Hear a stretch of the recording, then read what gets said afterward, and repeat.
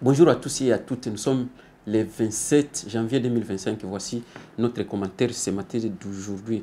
Donc la situation toujours tendue à Goma ou bien quelle est la situation à Goma? Est-ce que la ville de Goma est prise ou pas? Voilà les commentaires de cette actualité ce matin d'aujourd'hui. Donc je suis Christian depuis Congo 26 TV. Habari ni kuongelea nani mwenye iko Goma, Goma iko mkono ya nani, eske Goma ishaanguka, Goma haianguka, njo actualité ya magharibi ya asubuhi ya leo.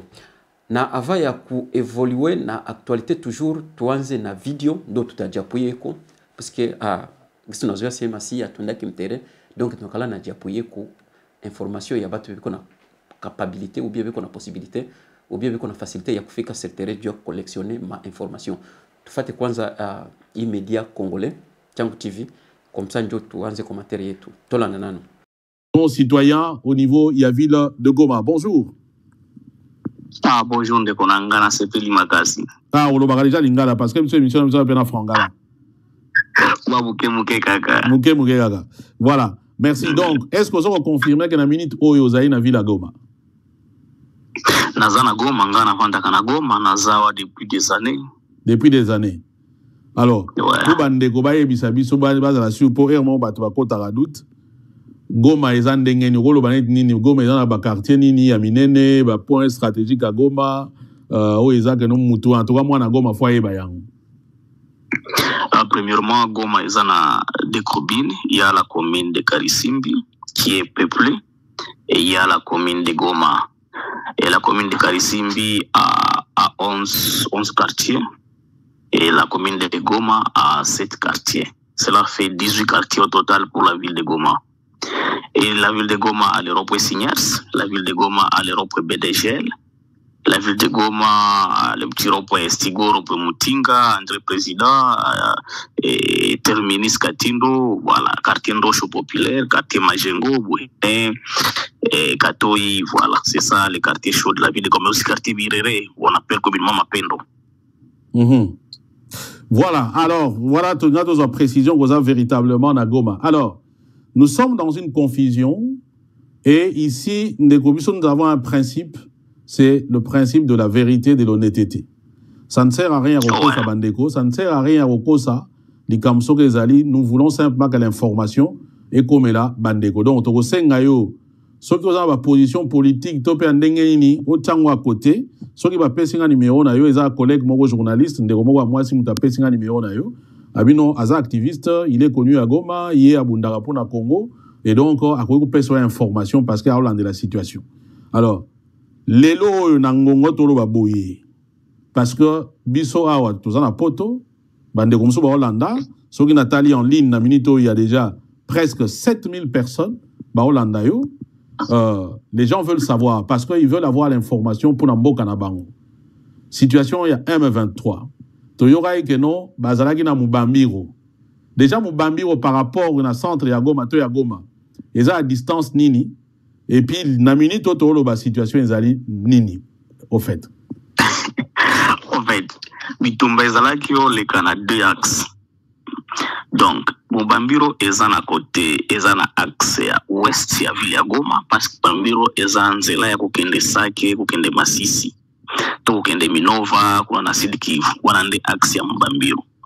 Na axe mosusu, axe ya nord, eza nde axe ya nani ya territoire ya Nyiragongo. Alors, lelo, tout ça dimanche. Voilà, je vais continuer maintenant en français parce que l'ingala c'est grave. Ouais, ça va, d'accord. Alors, sur l'axe nord, parce que c'est là où il y a le territoire de Nyiragongo, les M23 ont commencé à progresser depuis hier. Ils ont pris la colline stratégique de Kanyamaoro, parce que c'est à partir de cette colline qu'on peut entrer facilement vers les lacs Virunga, plutôt les parcs Virunga, pas le parc Virunga, pour descendre dans la ville à partir de la localité qu'on appelle Roussayo. Alors, mais deuxièmement, aujourd'hui maintenant, dimanche, les M23 ont progressé de Kanyamaoro, ils sont partis jusqu'à Kibati. Et après Kibati, ils sont arrivés jusqu'à Kibomba Centre, là où on voit des choux pour ceux qui ont déjà fait la route Goma, Butembo, Beni en véhicule. quand ils sont arrivés à ce niveau-là, surtout là où il y a la ferme de Maman Olive Lembe, là où on devrait accueillir les papes quand ils voulaient venir ici à Goma. Quand ils ont pris cet espace-là, c'est à ce moment maintenant que les Ouazalendo et les FARDC ont pris fuite, ont commencé à descendre à Goma. C'était aux environs des 10 heures du matin ici à Ville de Goma. On les a vus, ils sont arrivés en train de piller la population, en train de tracasser la population. Les M23 ou les Ouazalendo et les FARDC? Non, les Ouazalendo et les FARDC qui étaient en train de tracasser la population, de piller systématiquement. Et voilà, c'était grave à partir de 10 heures. Et c'est comme ça que les M23 ont continué à progresser jusque dans les Kanyarutigna. Et Kanyarutigna, il y a l'entrée qu'on appelle André du cimetière Macao. En arrivant au cimetière Macao, ils ont fait le premier meeting, c'est à André du cimetière Macao, qu'ils ont annoncé maintenant, parce que c'est tout près des cas de déplacés. Ils ont fait le premier meeting, ils ont annoncé aux déplacés de ne pas s'inquiéter, de se préparer à retourner chez eux. Et c'est comme ça que nous avons eu maintenant le premier en plein Goma où les M23 vont tenir un meeting. Là, c'est avant Goma maintenant, la dernière localité du territoire de Nyiragongo.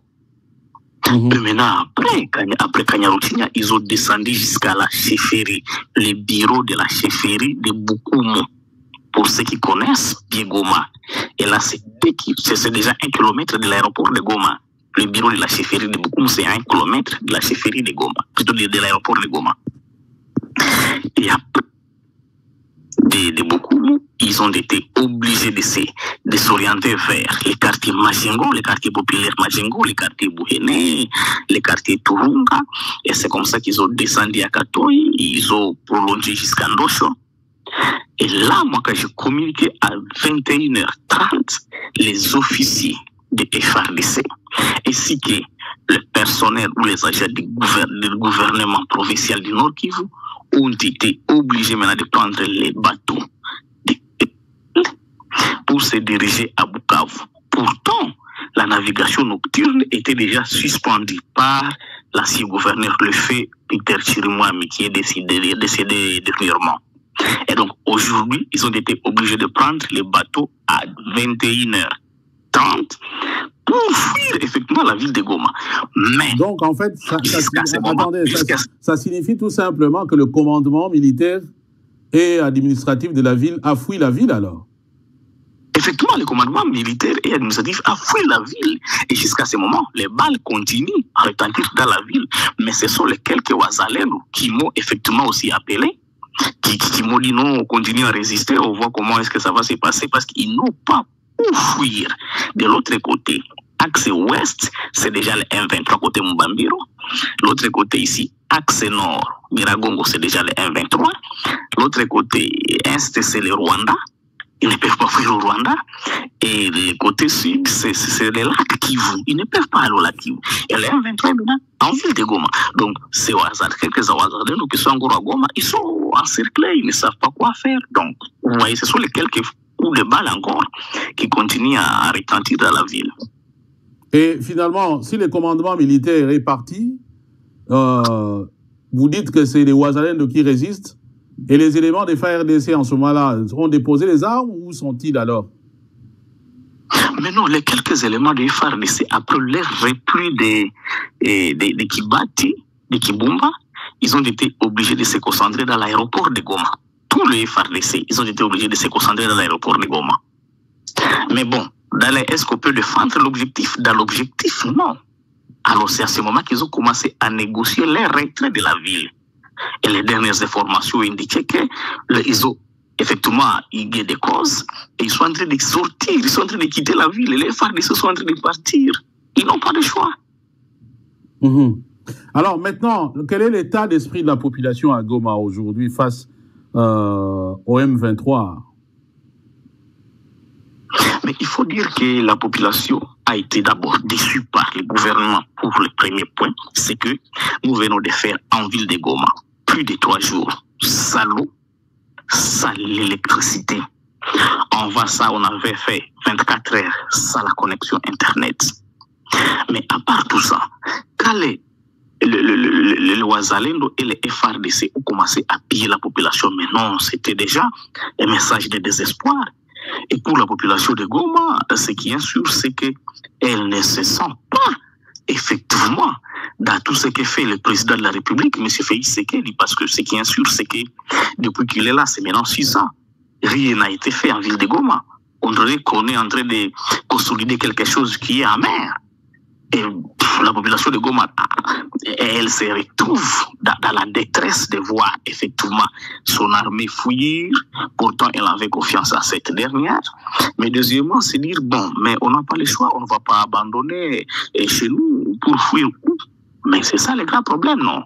Alors, la population est en train d'attendre. Tu vois, à ce moment, nous sommes 23h49 à la ville de Goma. Les gens sont endormis. Il faut se réveiller le matin et se retrouver avec d'autres gouvernants, quoi. Mais maintenant, il y a une question qui me vient à l'esprit. Parce que vous parlez comme si vous avez assisté quand même à certaines scènes. Ouais. Est-ce que vous avez des vidéos qui peuvent attester ce que vous dites? Effectivement, je peux vous les envoyer à ce moment même, quelques vidéos que j'ai. Envoyez-moi les vidéos, comme ça on pourra diffuser peut-être pour corroborer vos dires. Situation à Goma, mpaka saa hii, busubuhi, nawaza saa iko 8h du matin, hatuyakuwa na confirmation yote ile juu ya situation donc ya Goma. Ujiste Goma iko mkono ya nani, hatuyakuwa nayo. Mais media congolais hiyo inatukonfirme kama Goma isha kuwa mkono ya baswandiza M23. Bon, des fois piko vale batakatala, piko vale bataitika. Sipendi ukisema sema mimi ndio niko nasema bisimetrize, niko nasema bisiyui, kwambia kama mimi sinde mtere, mais tukamatie kwanza kwa hii media. Mnasikia kisi anasema eko na telefone eko, donc hapo eko en direct. Eko na telefone activiste mwenye iko mvile ya Goma, kona mwambia koma situation iko, koma 23 basha kuingia, meeting basha fanza wapi na FARDC balifa nini na autorité administratif balifa nini na balikimbia je kutoka mvile ya Goma kukimbilia Bukavu d'après kisi anatoka sehemu. Hapa kwangu mimi sisikii kama ni vya mpya. Kama ni kweli anayo kama vingeshwa kwa vile. Kama sio kweli nayo kama normalement ndio kisi situation inapishwa kuwa situation ya Kongo. Mekinigala na tone na kinikiko na nilumiza roho ni nini? Ojiste ni ba donc batu wote wanapenda Kongo. Mwanajita kama iko patriote, mwanasikia kama vraiment kama yeye yuko connecté na blongo wa Kongo jana kusinzia. Na wewe kama unaona huna nguvu ya kuweza utasinzia, hautapata nguvu ya kutumika ya kufanya kazi, acha kufuata leo news ou bien information ya leo, fais semblant comme si rien n'était. Mais réalité yenye Congo ikwemo sai précisément vile ya Goma, donc inatushoke na haiko natushoke mais iko tupasha haya. Donc inapita patisha haiko gouvernement ya Chilombo tu ndio inapasha haya, mais inapatisha ba Congolais bote na kama vraiment tuko ba vorien, donc hakuna vitu tunaweza kufanya. Quelle que soit ma puissance occidentale, iko vinaweza kuwa je m'en fous, mais inaonesha kama vraiment donc atuko watu kama hii realite yenye biko nasema ndio yenye iko Mgoma sai. Na kama ndio iko Mgoma sai, je regrette fort. Bon, si oui, kama Kinshasa biko vieneza weza kufanza. Kama ndio realite hiyo kisa nasema, balikimbia vile. Na balikimbia ifo loze biko kimbia biko naenda wapi? Ndio kishafika Bukavu, juste president taita avion ki bakamata avec Kinshasa. Kinshasa sio mbinguni. Na objectif ya hapo mnasema ba M23 ba Gracier Swandiza. Objectif yabo si kuikala Goma, objectif yabo ni bafike Kinshasa. Na kama biko natafuta hiyo dialogue, donc mnachua comprendre na mtenda ku dialogue. Na mtaiba ku dialogue. Mais hapa piko complicité ya hii realite yenye tuko nao. Na solution ni moja. Kila mtu anayo solution ni moja tu. Donc na Swandiza peuple mwangalie kisi peuple iko na souffrir na armée yenyewe iko na souffrir. Je dirais na Swandiza président mwenyewe na iko na souffrir. Quelque soit qu'on fasse semblant. mais naye iko na sufura naye kama piko sababu tunaweza kwa piko sababu tunaweza fanya iko nafanya muintere yako kumbe nakia kukukia adaje mwa wanasema mkinani mkifuliro waseme kama kuna choma ngozi ya ngombe kama kuna choma piko sina kukukia kwa mundu kuna choma nyadaje mwa nasema hivyo kikoba kindu kiromios donc tufate naye réunion aswandiza ya president kama ya gouvernement na batu yake nabo byenye balikuwemo gisi kama comme d'habitude ndio banakia tupatia tu ni rapport nazo sema nakia tuambia tu rapport kwa basha kamata ba M23 on dirait ndio ba journaliste ndio banakia tuambia ole kamata solution kamata decision banakia tuambia kwa shabana tusikie kwa nani yuko nasema mwaka video tolanda naye.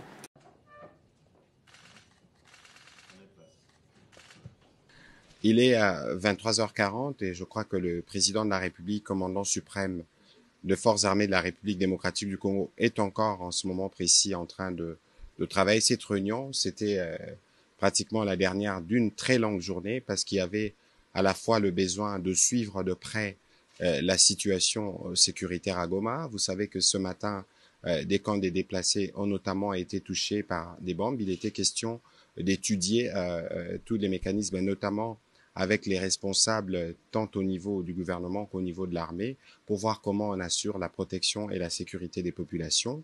Parallèlement à cela, vous avez suivi qu'il y avait aujourd'hui la demande de la République démocratique du Congo, une réunion publique du Conseil de sécurité qui s'est tenue spécialement ce dimanche où la ministre d'État, ministre des Affaires étrangères, a eu l'occasion de présenter la situation global et c'est que la République démocratique du Congo souhaite.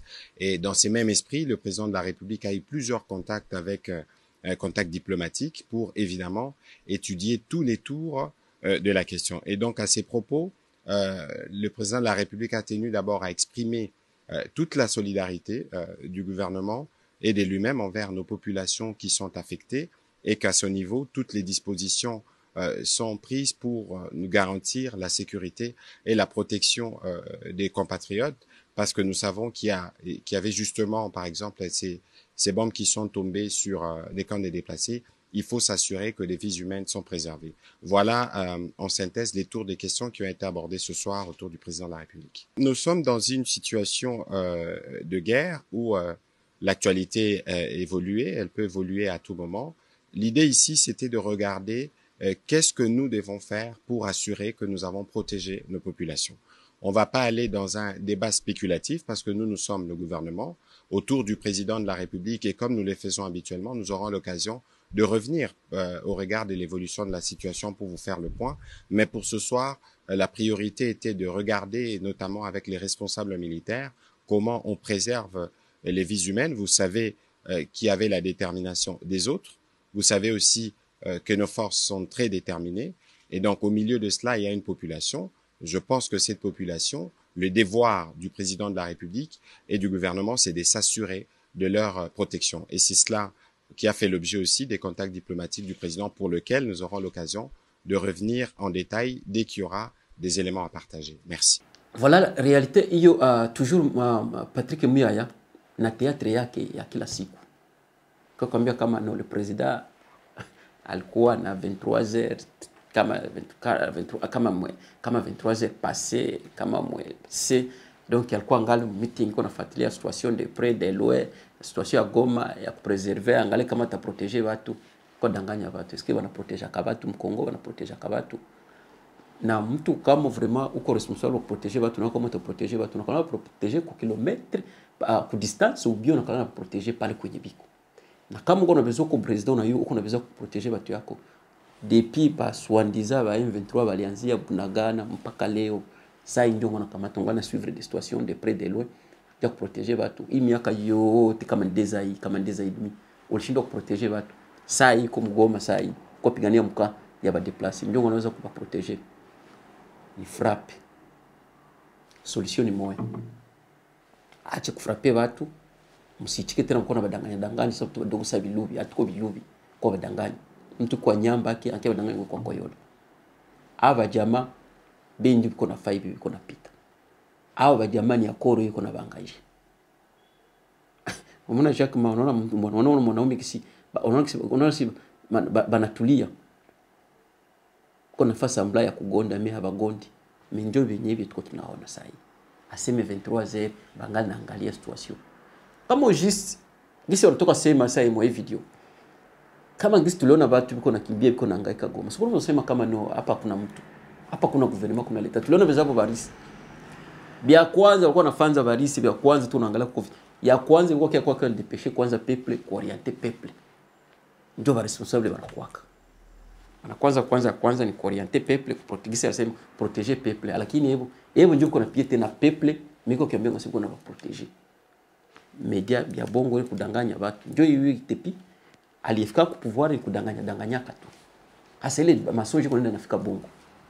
Na mpaka saa hii kwenye tushafikia saa hii juste hakuna kia ukweli ni bongo tu ingali ile bongo na njoo kwenda nawapatia haya.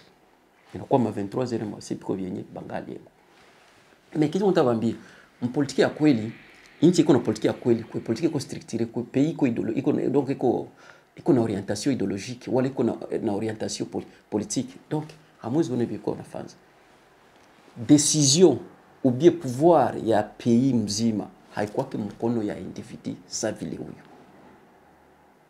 Tunakamata exemple kwa pays zingine. Kamata exemple kwa pays Tanzania ni pays moja, ni pays voisin ya Congo. Mais ukiangalia ile chama cha mapinduzi, ukiangalia mle mnakuwaka umwe kama ni 9 personnes. Bale panabaitaka ba kama ni top 9, les top 9 ou bien les top 6, même ANC umu Afrique Sud, unaangalia nao wanakuwa kama na top 6, kama ni top 9, batu wanakamata kama decision juu ya pays. President kama tateuliwa, bale watu ndio wanakalaba na decide. Na bale watu hawakamata decision yenye naweza sema yenye iko mbaya. Toujours wanakamata decision yenye kwa mwendere ya nchi, na toujours wanakamata decision yenye iko responsable, na toujours wanapimaga kuangalia donc ku balance situation ya pays, ya kupima kuconvaincre batu pays mzima na opposition na iko pouvoir quand même parce que il mnataka frustration. Mais lakini kwetu biko nakamata decision ya pays mzima ya sa 20 mio kama sa 30 mio kama sa 50 mio bande kapatia mtu mmoja mwenye haziweza kuandika barua mlingala, kisha mko mnachunga simu no piko binaweza ku, kisha mko mnachunga simu piko binaweza fund, anaweza fund mtu kwa kwambia kwenda japuye ku kama community international to hiyo habari hiyo hapo mwere nyuko hakuna binaweza tokea eko pale tu hakuna decision, hakuna kamata puisque il fait part ya vile vitu na bien on a vivre ni responsable vile vitu na vivre. Hakuna decision kama hata nile kudanganya watu. Niwaambia jana hii kukua rompre ma relation diplomatique. Ni bia iko kiafanya vitu bishaisha. Biko nakuwa basha maliza kucheza karata, banakia kufanya vya kutoa mwari. Bienye habitu servir tena kukitu. Ningesema jana kama hii relation diplomatique ba rompre hata baifanza kuna nisikia kama ni nani wa polisi, kama ni wa soda waseme no watu te bakamate mwenye nasikia concerné aende protéger Goma. Basha bana mwingine, basha libere mwingine, kisha kiambia watu jona kama kuna watu wangali batafanza. Ndio vile biko na balanda kila saa na mwe mko mnaitika. Donc hapana tuko na bakia vale na histoire kuna jirepete mu macho yetu. Il faut vitu vingine tuko naanza kuwa na bezira kukataa, unasema kama no hivi moya sitakamata, hivi moya naweza kamata. Na solution ni moya. Tunafuata video ya pili ya Julien Paluku. Asante sana. Swali langu naliuliza Waziri Julien Paluku, uliwahi kuongoza jimbo la Kivu Kaskazini miaka kadhaa, na leo hii vita imeendelea mashariki mwa Kongo. Kila wakati mnasema ya kwamba ni jeshi limerudi kwa niaba ya mikakati ya kijeshi, lakini leo hali yako vipi Goma, na nini leo mtahakikisha raia kwamba Goma haitaanguka katika mikono ya raia? Kwa sababu tumeona kuna wafanyakazi wa Umoja wa Mataifa ambao wameambia wafanyakazi wao waondoke Kongo, waondoke jimbo, waondoke Goma. Hali leo hakuna umeme, hakuna maji, raia wataendelea kuwatumainia wakati hali yameendelea kuwa gumu. Nini leo, mijuza gani mtafanya leo ili Goma isianguke katika mikono ya waadui? Asante sana mpasha habari. mimi nawaza ya kwamba vita hivi ambavyo vinafanyika katika mashariki mwa Kongo, vile jemadari anatoka kusema sasa hivi, vita kali bado havijaanza. Na huu mchezo ambao Rwanda ulikuwa ukifanya kila wakati, na wazo nafikia mwisho. Kitu nafurahia sana kwa Rais Felix Antoine Tshisekedi ni kwa kuwa ameweza kumtosha Kagame ndani ya ile ngozi alikuwa akivaa kama mtu wa busara, kama mtu ambaye haseme vibaya. Lakini sasa ameanza kutokana hata marais wenzake. Hiyo ni kuonyesha kwamba ameguswa kabisa kindani ndani. Na vita hivi ambavyo vinafanyika katika jimbo la Kivu ya Kaskazini zidi ya Kongo nzima, na waza vinafikia mwisho. Kwa hiyo wababa na wamama pale Goma, pale Masisi, pale Walikale, pale Ruchuru, pale Lubero na hasa Minova kunako Sud Kivu wawe watulivu, kwa sababu mkubwa wa nchi amesema ya kwamba muda huu ni muda wa kumaliza vita. Majeshi imejipanga vizuri, vifaa wanavyo, chakula wanayo na nguvu wanayo.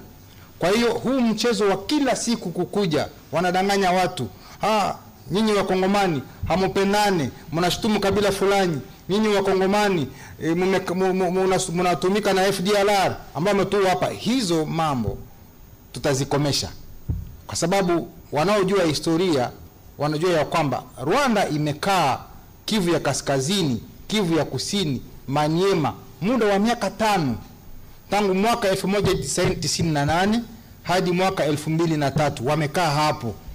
Kama hao majambazi wa FDLR walikuweko, kwa nini hawakuwamaliza? Kwa nini wanaendelea kudanganya ulimwengu mzima kusema sisi Kongo tunatumika na wale watu, sisi Kongo tunashutumu makabila?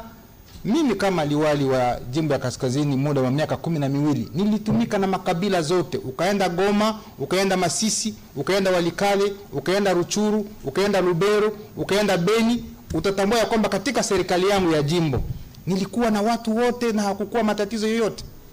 Kila wakati Rwanda akikosa la kusema anatia mambo ya ukabila juu, kwa sababu huko Rwanda wana makabila mawili peke yake. Kwa hiyo mambo wanazoea kusema ni mambo ya ukabila tu.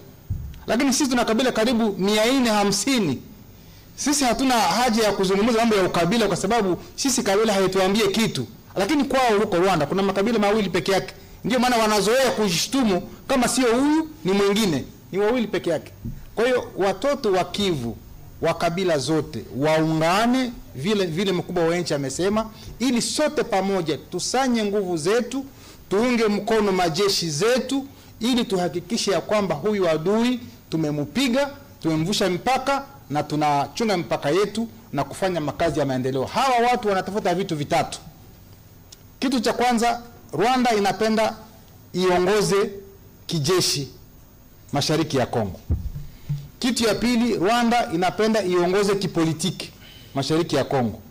Na kitu ya tatu, Rwanda inataka iongoze kiuchumi. Na ndio maana unaona wakati wanafanya vita, kitu cha kwanza ni kwenda kamata Rubaya. Rubaya ni fasi kunako kuwa madini wadao wasiosikia Swahili ni kusema minere. Hiyo Rubaya ndio sasa hivi inasaidia Rwanda kuweza kupeleka nchi za Ulaya hizo madini, ili bajeti yake iweze kukomaa na iwe kubwa. Kwa hiyo ni mambo ya kufa na kupona, kwa sababu wakati tutarudia kukamata Rubaya, wakati tutarudia kukamata Kishishe ambapo kunakuwa mine ya pyrochlore, uchumi wa Rwanda utashuka zaidi chini ya zero. Na ni hiyo mambo inambabaisha Rais Kagame. Amekosa lengo, sababu anajua sasa hivi Kongo inajitahidi kwa kuweza kurudisha territory zake zote katika mikono ya serikali, na imeweza kumletea kizunguzungu kwa sasa. Ndio namuona anaanza kutoa maneno, anatukana wenzake kwa sababu ameshikwa na kizunguzungu, kwa sababu hiyo mambo ya kupoteza uchumi wa kwake, utatia ya pili ni kupoteza wananchi wa serikali wa kwake. Kuna wa soldiers wengi ambao wamekufa huko North Kivu, na anadanganya raia wake ya kwamba hao watu waliofika Kongo kuweza kufanya vita, amewasukuma Mozambiki, wanaita Msumbiji, amewasukuma sijui Central Africa, amewasukuma wapi. Lakini sasa hivi naelezea Wanyarwanda ya kwamba hao maaskari ambao wamekuja Kongo hawatarudi.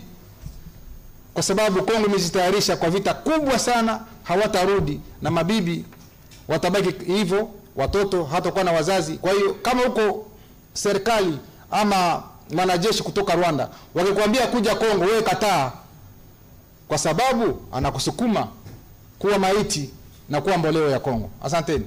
Huyo Julien Paluku kisikia biko nasema heureusement Dieu merci balimuliza question Mswahili wanaiko na jivia kama ni maswali zake za Tanzania mimi sielewi, mais na frage si balimuliza Mswahili. Il y a des fois najiuliza est-ce que huyo Julien Paluku huyo est-ce que anakuwa mtu wa Nord Kivu ou bien ni mtu mwenye bali importaka? Huyo ni ministre kama wa industrie kama wa commerce, je ne me rappelle plus.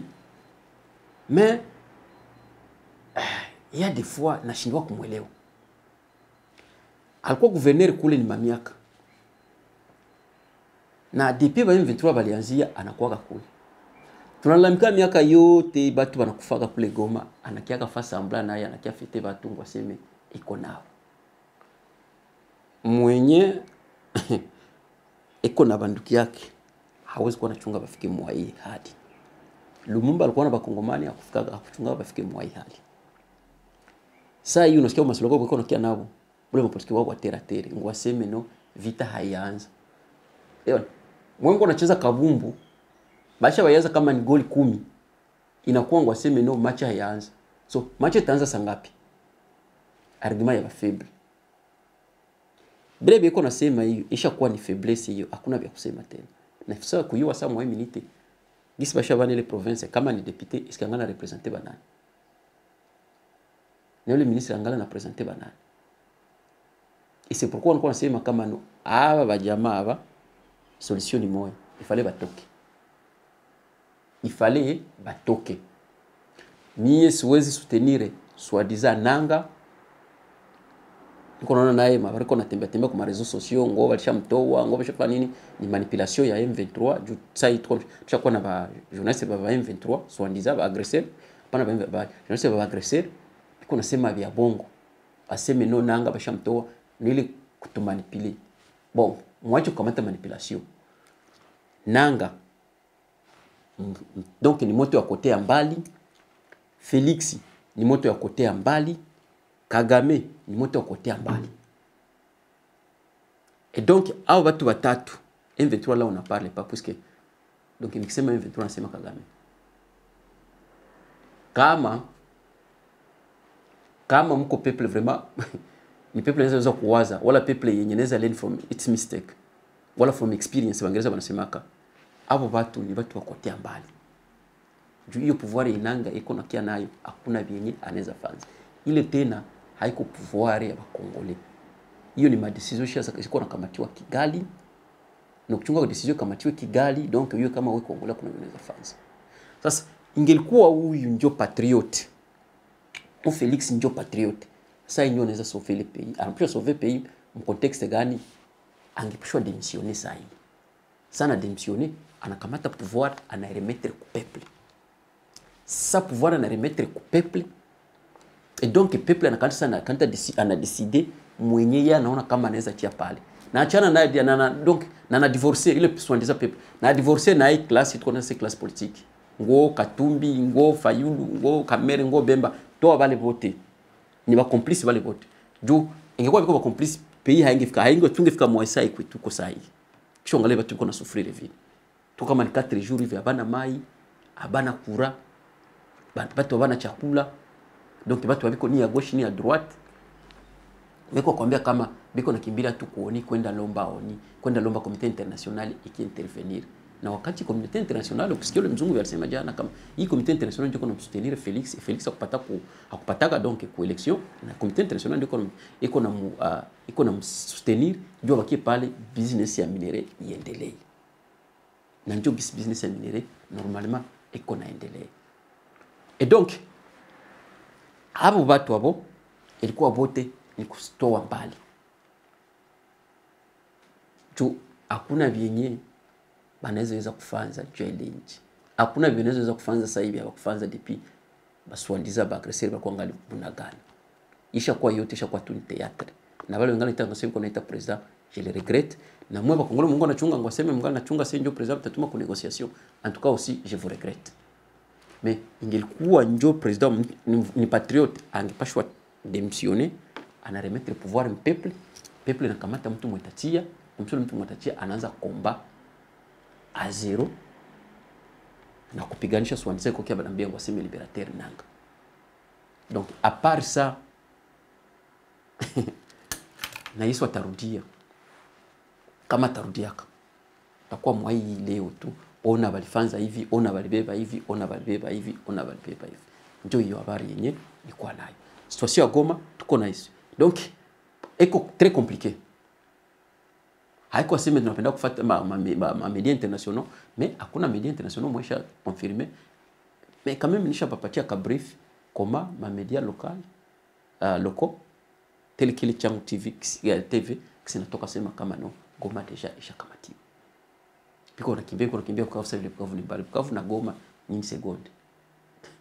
Biko Minova deja biko Minova ni karibu na Kale. Quelques minutes pa tafika Bukavu na tunayoshibika habari ya Bukavu. Donc ile habari tuliona na 6 chote tunaona kwa kia banakimbia. Na baswaliza bazalendo nimwambia kama bazalendo mwisho itakuwa itaisha ni Black Kivu. Leo tuko wapi? Biko na mdanganya sipo kwa na Milanda. Donc voilà, ilikuwa nayo kiloko hii ndio ile habari ndio situation ya leo asubuhi ya Goma ile. Tutaendelea kutarudia kama piko situation comme situation de la guerre. Yeye kuna sema ata declarer guerre ishakuwa iko ya kudeclarer. Batu te banayua. Hivi ni vya maoni ni hivi vinaoni tunasikia reaction yake. Donc tuko mwitan de la guerre, situation de la guerre. N'importe quel mtu anaweza geuka. Bikishakuwa geuka tutakuwa kia update. Kama ni après une seconde, kama ni après une minute, takia ba update puisque c'est notre responsabilité. Donc je tiens à bambia na kama iko na badanganya bacho kubadanganya, je vous remercie. Bye bye.